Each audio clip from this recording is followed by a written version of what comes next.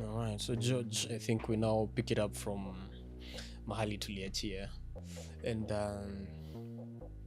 so, allow me to say something. Going back to the experience of the Passion of Christ, right from the Garden of Gethsemane. Tulikuwa tunasema hapa that condition of him sweating blood. So sometimes I normally think ni kama we just do not have an idea of what that was like to him, but look at how he responded. I think St. Paul baadaye ndio akakuja akaeko akisema though being a god, I mean the status of a god, he did not regard himself as such, but he lowered himself, being obedient to death on a cross. It's how he responded at you on the cross with all the power of the universe. Exactly. At his Forgive disposal. them, for they know not what they. Well, sometimes nikikumbuka some of those things, personally doing a very deep study, even what some scientists have done, have tried to explain about that experience, it's very humbling. And it just reminds us that indeed, how we respond will either break or make us. And so speaking of this whole thing about emotional intelligence, if we were to start having a conversation about it, if we were to coach people about it, how could we start that conversation? So it's funny, and thanks for asking that, Alex. For me, the starting point is always in the diagnostic. I know we've done a number of things together just to help people get a better understanding of their self. Yeah. And for me, I've been very fulfilled for close to a decade now, working with different people, leaders and teams and whole organizations, using different tools. Lumina is one which I'm really, really, really grateful to have. And Lumina is a model that allows people to get a clear picture of course their personality, but of course beyond that we have many outputs in it, including the Lumina emotion, which helps individuals be able to have a clearer picture of their emotion, for lack of a better word, of their emotionality. There is such a thing as an emotionality, and we talk about emotional sparks and talk about emotional receptors, different things which are mapped on a model just to help you know the patterns of your responses. By the way, the thing about emotions is that there are so many emotions, by the way. Yeah. Perhaps as we can get some in the edits where you have we have some what we call primary emotions, I think up to 6 to 8 primary emotions, and then you have another almost 20 others, and it radiate outright. You have I think about 3,600 possible emotions. What? Yes. So it's not a very 3,600. Yes, from the primary, it's like a wheel. At the heart of it, you have primary emotions, then you have a few others and a few others. So it can get very complex. So when you ask someone, Alex, how are you doing?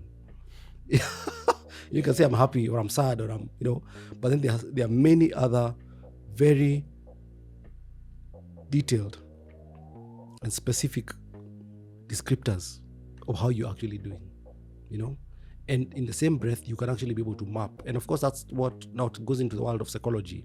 What psychologists are able to do in beginning to even appreciate people's emotional patterns, and people who can be called emotionally vulnerable, emotionally sensitive, people who may not be emotionally present. That's a complaint, or emotionally available.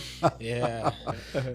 And so in the same breath, there's a whole world, so to speak, of first of all understanding what are emotions. Yeah, I was to ask that. You get that? What are emotions?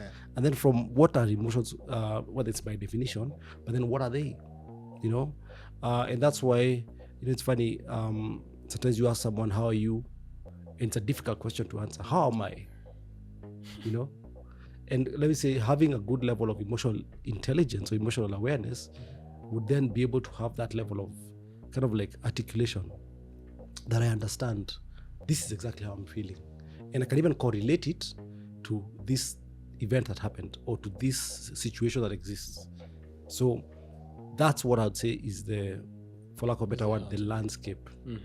of emotions are the very basic. Then you can go deeper. So for me, really being able to help people just first of all define it and articulate and pinpoint. This is actually the problem I have, and these are the individuals. This is the problem I have, and this is what the way you tend to act affects or impacts me in this pre-existing situation, and vice versa. This is what your action or failure to act. This is what your response or failure to respond does to me. Does that make sense? Wow. All right. So what is an emotion? How are we supposed to understand what an emotion is? It's funny because I wonder whether we need to do a quick search. I think we are all very prompted to quickly look up what are emotions. Emotions are I would say an emotion is an expression of our state or our feeling, how we feel, right? So there's positive emotions and feelings are two different things. Actually, no, they actually is an indicator. Can I call it an indicator? An emotion is an indicator of a feeling, of how you feel. For instance, we have this fun activity we do. We call a check-in, where we talk about so like when we meet the guys we worked with in the program I told you about. So we have a check-in where we talk about sachet. That's sad, angry, scared, happy, excited, and tender. So the first three are positive sachet, positive emotions. The others are negative emotions. And so if I say how are you doing, and we do the sachet, it's either I'm sad, or I'm angry, or I'm scared, or I'm happy. Those are negative. Then there's the positive ones. It's either I'm happy, I'm excited, or I'm tender. I'm tender-hearted. And so that's a very basic, quick check-in. And we go as far as asking, hey, I'm sad about this. This happened this week. Because maybe it's like colleagues in a team. So last week or over the weekend, how's your weekend? I'm sad. I lost someone. Or I had to go for matanga for someone. And it was really tough being there, and ABCD.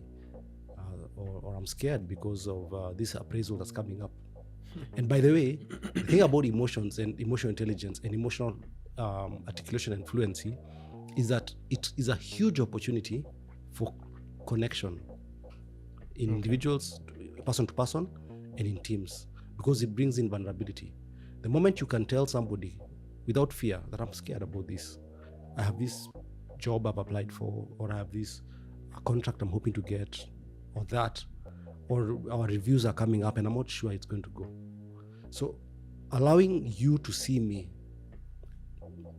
they say intimacy is into me I see. So allowing you to see into me. Intimacy. Yeah, into you, into me I see. Allowing you to see into me in terms of my fear, in terms of what is deeply saddening. Because by the way, there are people just sad because they feel let down, but they will never express it. So what happens, you deal with their projection, how they're feeling, not how they're actually feeling. Those are the negative emotions. Or I'm angry. Anger is an interesting one. So anger is it's an explosive emotion. And we talk about anger is expressed in terms of something denied, or a violation. And it's funny because across genders, I think for male, anger is for you've denied me something, which is my right, and so I'm angry about it. I'm burning with anger. That is how men project. Tends to be mostly men. Okay. Ladies, it's more violation. You have violated me. You have violated a certain boundary, and now I'm angry. I don't want to deal with you. You know what I mean? But anyway, all these are the negative. They're not a snapshot of the negative. They're of course the positive. I'm happy. And it's funny because I know someone who says that happiness is a funny thing because it's influenced by happenings. Happiness is affected by happenings. This connection between these words. Happenings, And so the tricky thing about happiness is that you're happy because something has happened. It's my birthday. I'm going for this. I have a holiday. I have this, I have that, the other. She said yes. So it's a good thing that you're in this state of euphoria and we are happy for you. Yeah. But often it's important to take accountability. Is it possible for me to actually get what we call joy. And joy is still like that sense of exuberance and whatever, that happiness, but it's not affected or influenced by other external things. Or joy. I'm Joy joyful. is not. I'm joyful. Oh. By the end, joy, if you're not going to the Christian faith, count it all joy. It's never always a picnic when you go through suffering. Okay. You don't say count it all happiness. It's because it's not that easy to be happy when you're suffering. But you can be fruits joyful. of the Holy Spirit. Yeah. Love, joy. Joy. So joy is independent of experiences, of what someone did or did not do, what someone said. Joy. Why? Okay. I was to ask, but that one needs some research. Why is it called joy anyway? And it's just a description of a good one we should look at whatever. and probably come back on it. Yeah. Then of course excited. And excitement is interesting because, and I think I find excitement a very interesting emotion. The excitement and the lack of excitement, I think, is something which, in fact, probably excitement is easy to see. I'm excited because I'm going to Mombasa or to Diani or whatever, that's exciting. I'm excited because I'm getting a new car or a new phone or new whatever. That's exciting. Or a new job. It's exciting. Does it have to do with Things hormones like dopamine that rush? It could actually, yes, thank you for that, because excitement, yes, and I guess that's where social media comes in. And also not just social media, but all the other compulsive indulgences. Alcohol, partying, certain drugs or substances. There's what these stimuli can do to trigger, including affirmation and appreciation. You can get high on that. There's a little bit of a high and recognition. yes, wow. Absolutely. And anyway, so now I was talking about excitement. So excitement is interesting because, it's not difficult to talk about excitement, and it's easy to understand excitement. I'm excited because this and that and the other is happening. But I think lack of excitement is also something to study. What do you mean? I'm sure you've experienced people who are not that excited, or a phase in your life when you're not really excited. It could be you got a contract, you got even a promotion. Yeah, sure. And it's a very major marker.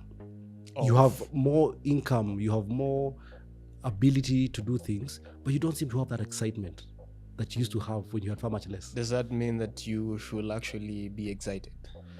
What I'm saying is it is an indicator of a deeper problem, because for instance, even in it's a problem. It's an indicator.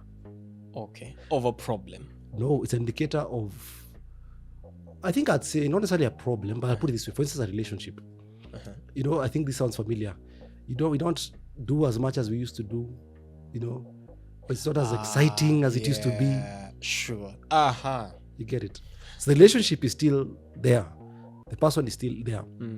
There's no major change has happened. Yeah. But that, whatever it is, that spark doesn't seem to be there. So all I'm saying about excitement, which I think is a personal interest, I think it's something to really study, because the lack of excitement, I think, is an indicator of probably even your emotional state, including, could you be perhaps in some form of depression or predisposed to depression? Okay. You've seen people have a great job, and that of course goes even into another mental health space, because you've seen people who have a dream life, dream job, dream partner, but they're not happy. They're not excited, or they're not happy? Well, I say happy the popular culture way. Okay. Or they're not happy, and of course, more importantly, they're not excited about any of that stuff, including children. And that's what I'm saying, because naturally those are things that people crave, yearn for. I would even go as far as say would kill for.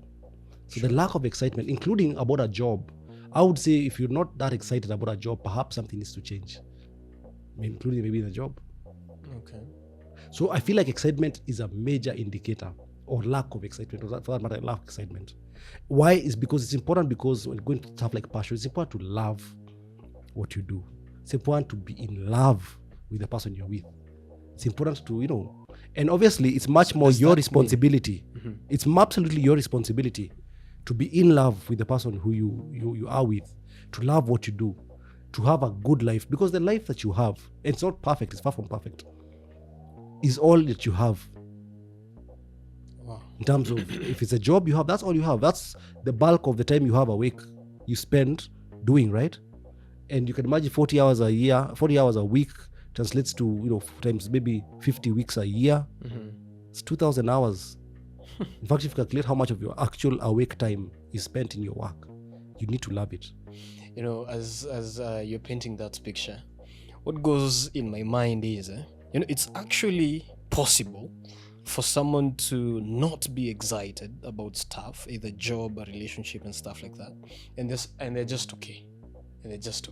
But then again, I'm like, if you're to go into a relationship with someone, excitement is like something necessary to keep that relationship, keep the fire alive, keep the flame. Yes. Yeah, absolutely. But as a person, I would say, unaweza kaa vile tu unataka. well, let's say this, Alex, because now, of course, now the mental health awareness is now big. It's big, growing every day, and thank God for that, especially even for men. What I would say is that, and that's why I love what we do as coaches and the work we do with psychometrics, because you see, if I see you as Alex just as an isolated person, I've just met you, and you tell me you're not excited about your job, I've just met you and we've interacted for 2-3 weeks or 1 month, 2 months, and I don't know you in the context of your life. I've just met you, so you could be going through a phase. Sure. And people get sometimes to bad teams. You have a bad boss. Company's going through a bad patch, and so it's not that exciting to do the work you're doing. You're sort of just surviving through it's a phase you're going through, and that applies also to families. Sometimes a relationship you're going through a tough stretch, and you're aware of it. That's different from where you just there. And by the way, there are people who also are, like you say, not really, and that can apply for both guy and lady. The people who are just not that high energy. Yeah. And that's what they like about each other. So they just, there are a lot of drama. They know the levels of energy that they each require, and they somehow match each other, and that's good. That's why it's also good to be able to have to each its own. But what I would say is that if I know someone to be generally, they have good levels of energy, they're passionate, they're ambitious, they're trying to grow, and they have all these different goals, and they keep on growing, and then they get into this phase where they just don't have the drive, they don't have the passion, don't get excited. For me, I would say it's an indicator. I would find it as an indicator, or I'd see it as an indicator of probably a deeper issue, which I want to really look deeper into. Wow. And let me put it in context. Let me bring it home. Okay. At times people ask me, you have this amazing, engagement you have. Why are you not excited? And I guess maybe it's also different even with gender, age, etc. Right? Probably 10 years ago, the things that would really excite me, that now it's nice. Like, I'm not going to, go screaming on the rooftops about it. And that's fine. But then also there are times also deep down, there's something else that's going in the background. Those tabs that are running in the background. That despite this positive thing going on, there's a heavy and deeper reality that you're grappling with. Wow. So I'm thinking, one of the greatest men who walked this earth, people like Akina Isaac Newton, people like Akina Socrates, it seems like they were not excited by the things that an average human being would be excited by. It's said that Isaac Newton died a virgin. Socrates did not have a wife. It seems to me maybe these emotions really just make sense in the context of other people. Like, if you have friends, you need to be excited about stuff. Yeah. Like, friends who truly matter. So you share some news, you need to be excited about those news. If it's with your romantic partner. But I mean, there are certain paths that if you decide to walk, ni kama you need to be devoid of such.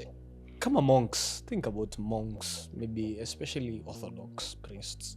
These guys, There's nothing interesting in terms of excitement, happiness about their lives, but they seem to be just okay. So again, it goes into the personality. So that doesn't mean that probably it's a problem for them. I mean, I think at the heart of also, if we decide to dig even deeper, it's a part of the thing about choice there. They chose that path. I think for most people, maybe what we should say that what I've just said applies for most people. Most people, yeah. But there are those cases, you know, that don't fall under the bracket of most people. Okay. And in those cases, then yes, lack of excitement would be a problem. Would be something to look deeper into. Wow. Something to probably look a little bit deeper into. Yeah. Okay. Now let me ask you. So how do you start the whole process of understanding your emotional endowment? How do you start that process? So I think for me, like we spoke earlier, the key thing to do in the beginning is have self-awareness. And understand clearly what are your, like even now this excitement thing, what are your preferences? What do you like? What don't you like? How do you like to communicate? How don't you like to communicate? How do you like people to communicate with you? How don't you like people to communicate with you? You know, what's your natural, you know, do you like to be with people out there? Or do you prefer to be in smaller, social circles? What's your working lifestyle? Do you like to work in a flexible way versus do you like working on a very strict and clear, timeline?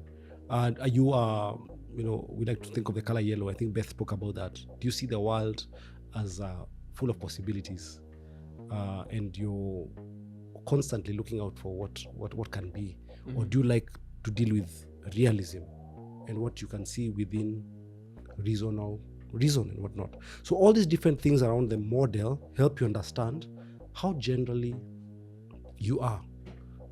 That's a starting point. And we like to talk about self-awareness as the basis where you get to understand yourself, triggers, what you prefer, etc. Second level is trying to understand other people. Because when you understand other people and compare to how they may be different from yourself, that's very useful. Understanding how other people are. And then, of course, bring it together. So I'm this way, this is my preference, these are my colors, this is how I like to socialize or interact, etc. And Alex is this way. So comparing how I am versus how you are.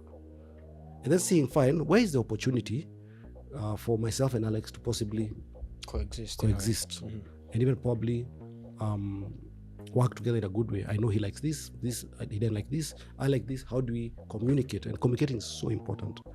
And then, of course, we can then be able to get to actually work together in a meaningful way. That applies not just to two people, but applies to even organizations and teams. It's very important, even let's say for bosses and people on the boss of the team. How do you get to appreciate how your boss is? Because people sometimes say, I have a very difficult boss, I have a very difficult colleague, I have a difficult person in my team. But I usually ask, have you taken time to understand how they are, their preferences, etc.? So the first starting point is self-awareness. From that point on, then you can be able to understand the other person who is also going through their own self-awareness journey, right? And then from that, looking to see where are the places where you can either tone down a bit or come up a little bit to work better. And then you can be able to sort of like work with that. And that's at the foundation level. Second level, you have, of course, what I was talking about, the emotional landscape, whether it's emotional sparks, emotional receptors, which is now beyond how I am as an individual. Trying to understand how the patterns of my reactions and responses and what influences those, but more importantly, starting to see what we like to call self-management. So I have my self-awareness, I have an appreciation of my emotional makeup. Then we come to self-management, where I have already some level of awareness. I tend to, if this happens, huyu mtu akinikuja hivi, akisema hivi, akifanya hivi, I have a likelihood of acting this way. Remember the stimulus and response. However, because I know and I am aware and I've taken time to deepen, I will then say, naturally, the way you have come at me, this is that's internal dialogue. I have every impulse in me or every inclination in me to do what that's a thing. But now I will consciously say, yes, the old me would do this, but now And then, of course, there's a pattern. You know the pattern. Yeah. I will do this, they will do this, and then it'll probably be 2 weeks. Sure. Especially like in the corporate context, we're going at each other. This thing goes up to the end of the year. It probably shows up at someone's annual review. Yet, yes, this person has come. They have been presumptuous, or they have failed to appreciate the information presented to them. They are almost undermining etc. Let me take the time to, despite the fact that I am inclined to shut them down, to actually handhold them or tell them, please pay attention to A, B, C, D. To react in a way that is not my natural preference or self. Okay. And then I spare myself and I spare them and I spare us all that hula baloo. And then 1 month later, 3 weeks later, 2 months, 6 months later, that matter, the fight that never happened will never be an issue because it never happened. Sure. Versus if I say, all right, bring it on, bring it on. And this pops up after a week, 2 weeks, 3 months. At the end of the year, the person still keeps on referring to that incident. Yeah. So self-management. Anatoa makosa ulifanya on That's the thing. 27th of March 2003. That's the thing. And I must say, there's some people who consciously or subconsciously tend to trigger. With time, consciously, let me say consciously, subconsciously, learn how you are. And it's important if they're learning how you are, you better have also learned how you are. Because imagine someone knowing you better than you know yourself. And knowing you and what your likely response will be. Knowing your likely response and then playing on it. That's an emotionally intelligent person. That is kamate to me. For exactly. Yeah. And they can also use it in the wrong way. And Yeah, then they use that to cause you to act. Yeah. In the way the public would want you to act. Sure. And you, without awareness and knowledge, walk down that path that has been laid out for you. Wow. Can you see the type of power people can have over you? Sure. And that's why it's so important to have self-awareness, but then closely related to that, have self-management, so that you know what possibly other people have already begun to know about you, but you know it deeper. Then when things happen, keyword when, not if, when things happen, you choose. Remember Viktor Frankl? You choose the way you will go. And then you take the power, which you can so easily or probably in the past have relinquished. You take back the power. This person is expecting me to blow up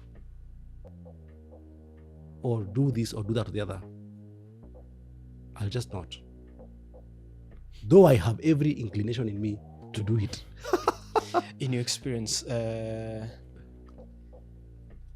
if you were to sort of come up with a statistic of the people who have come to you, among the people who you've coached about emotional self-awareness, could you say that, how is the reception? Do people take it positively? What exactly happens to people when they hear these kinds of information? I think what I'd say, most people who I've worked with come through team and organizational engagements. Okay. And usually in team organizational engagements, we find usually there's some data around how certain teams are working together or certain dynamics in the team. And so it's fairly safe because it's a team setting, less than an individual setting. Okay. Usually it's easier to speak to the symptoms. We have this project, it never really went through on time. Okay. We've had this issue with some people leaving the teams. We have this problem with this other issue. We have this strategic focus. For some reason, we've not been able to realize it. So there are these very overt realities, especially business realities, that drive people to say, can we do something to improve how this team works? Yeah. And so what makes it easier is that it's possible to, before long, start to see the cracks or where it's strained. You find the people who just aren't talking. They don't talk. And it's funny because sometimes two people may not be speaking to each other and they have teams. And Alex's team, Alex and George don't speak. And Alex's team kind of knows that you and I don't speak. And my team kind of knows. So when someone from your team, not even you and I, wants something from my team, the guys on my team, I'm like, it's from Alex, forget it. I mean, whatever. It comes from the top. You see that point? And so you find Alex could have 15 people on his team. I have 30. 45 people plus the two of us, 47 people's realities are impacted significantly because two people would not be able to work on the relationship.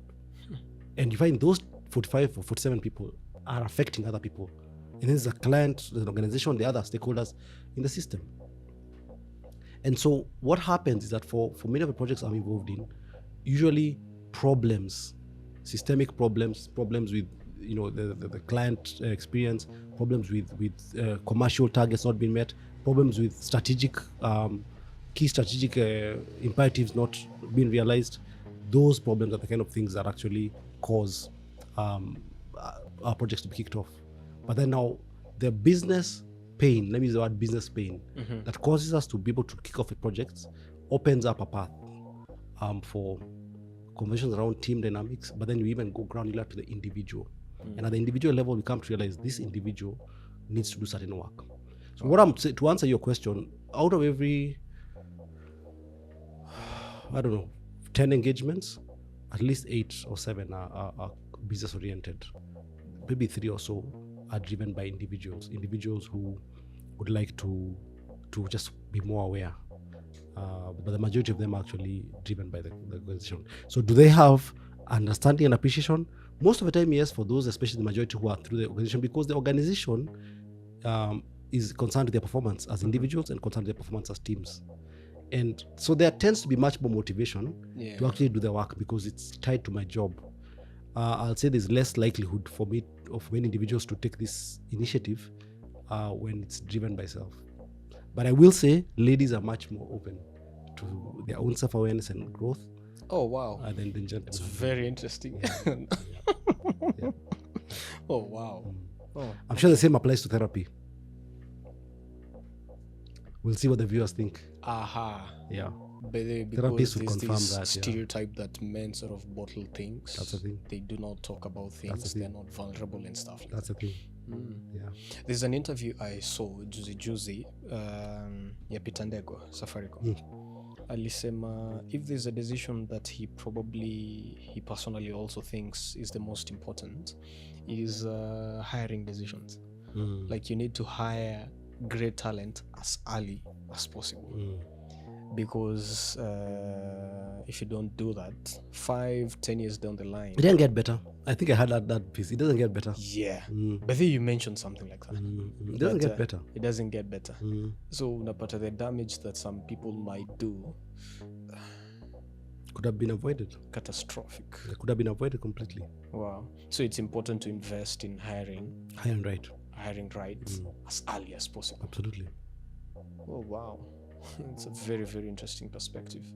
Now, let's bring in the aspect of do you think that something like someone being an entrepreneur, do you think it's motivated by how well they understand their emotions? Yes, absolutely. There's a direct and very distinct correlation between success. Let me use the word success. Okay. There are many people who are entrepreneurs, and some of the people I work with who support businesses say there are people who are entrepreneurs because they could not find a job. But we're talking about entrepreneurs who are successful. It's the truth. And crushing it and loving it and all that. Absolutely, there's a distinct correlation between your emotional, can I say, intelligence, emotional fluency, and how you succeed. Because the thing about entrepreneurship, you can imagine it's a ride. It's quite a wild ride. And in that ride, you're knocked down plenty of times. You're shot down plenty of times. You're rejected plenty of times from clients, partners, finances, name it.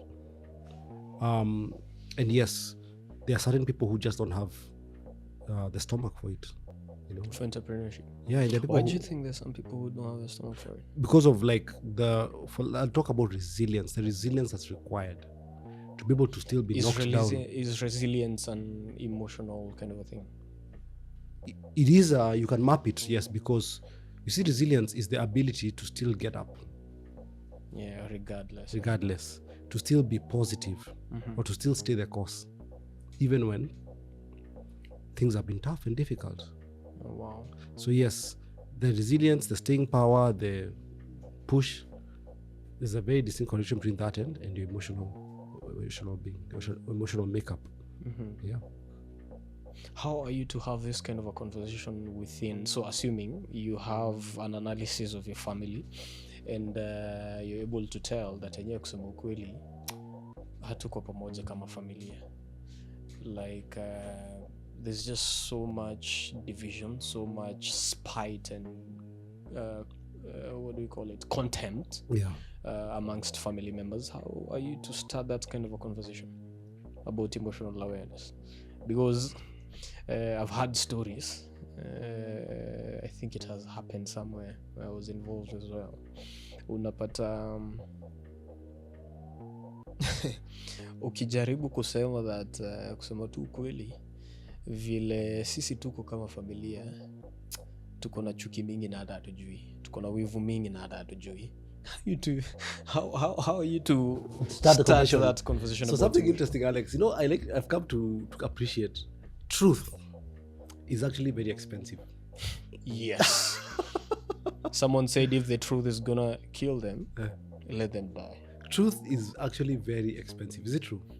Why is it expensive? Because I don't know, it's hard to come to the fact that people, I don't think people want to be lied to, but people do not want to be told the truth. Pendi kuambia ukweli. You get my point? Yeah. And when you choose to walk the path of telling the truth, hard, cold, naked truth, be ready for anything. Now, I mean, for me, I'm in a stage where I'm still grappling. That sounds heavy. Oh, yeah. Anything can happen. And I mean anything. Mm-hmm. So one of the things I'm grappling with as an individual is just trying to figure out, how then are you authentic? In fact, how can you be true to yourself? Completely true to yourself. Live in integrity. And of course, we'll have to see all these memes on social media about social media culture, about corporate culture. You know how you say, please refer to my email dated, and as by my last email, In fact, I would say that's just corporate language for, like, are you mad? Yeah. Have you seen those subtle emails that fly around? Yeah. Refer to my last message dated this, and you can see it, or you can sense the aggression. Yeah. This person, if they were allowed, someone said there's some organizations that have I think that's in the West, shouting room or a screaming room. Someone says, I need some time to go to that room and just release what I'm feeling right now, And that's the hard thing about, let me say, adulting. That this journey of adulting is one where you have all the emotions that you had, in fact, with much more clarity than when you were a toddler. Yeah. But you have zero license to express them. You see how a toddler in the supermarket with their mother lets it all out. Yeah. And the whole supermarket will know. It depends on which toddler it is and which mother it is. But this generation, we have a lot more of that. We let the whole world know exactly how they are feeling about whatever they have been denied. And as you grow old, obviously that is not acceptable socially. Yeah. And so I feel like we have gotten into all these layers of what would be called socially acceptable, and which is extremely important because we're adults, and we have to have self-management, self-regulation. We have to be decent. And actually, by the way, going back to the toddler stories, the whole story about Jordan Peterson has done about how you need to also raise your children to be pleasant, because if your children are not pleasant, they begin to become socially isolated. You listen to John? Yeah, absolutely. Oh, wow. And it's hard truth. Nice. Have you heard the hard truth? He says that if your children are not pleasant, you are introducing them to rejection. Okay. And they'll be rejected in social groups. They'll be rejected. People don't want them going to their house. You're basically setting up your child for rejection. The teachers will reject them.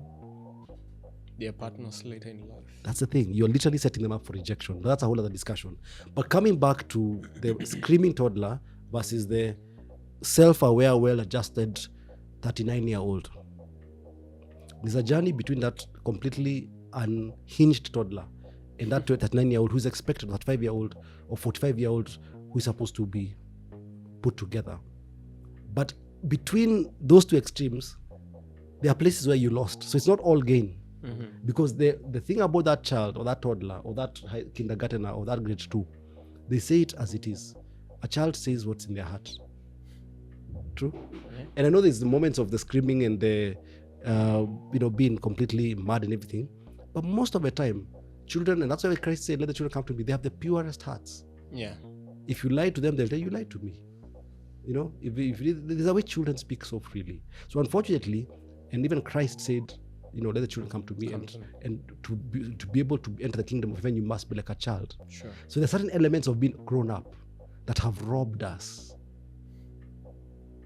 of our authenticity, of our vulnerability, of our truthfulness. And so what I'd say, where do we go from here? I think the thing that we can do is, because obviously you should not act like an unhinged toddler. You are an adult, and people expect you to carry yourself as such. Sure. But you do need to, and that's where emotional intelligence comes in, create space to be able to authentically and assertively and respectfully state your truth. For instance, I know people who go through bullying, even not from bosses, but even from colleagues.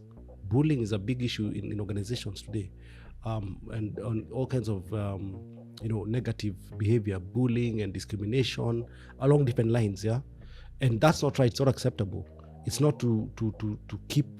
You can see this going on. You're experiencing it, and say that for the sake of being a person within the mold, I will not rock the boat. It's important to be able to speak the truth about things that are actually unacceptable. And there are cases where it's actually to authorities, to senior people who have senior roles than you. And so it's a difficult journey to walk, and that's where again self-awareness comes in. That's where coaching comes in.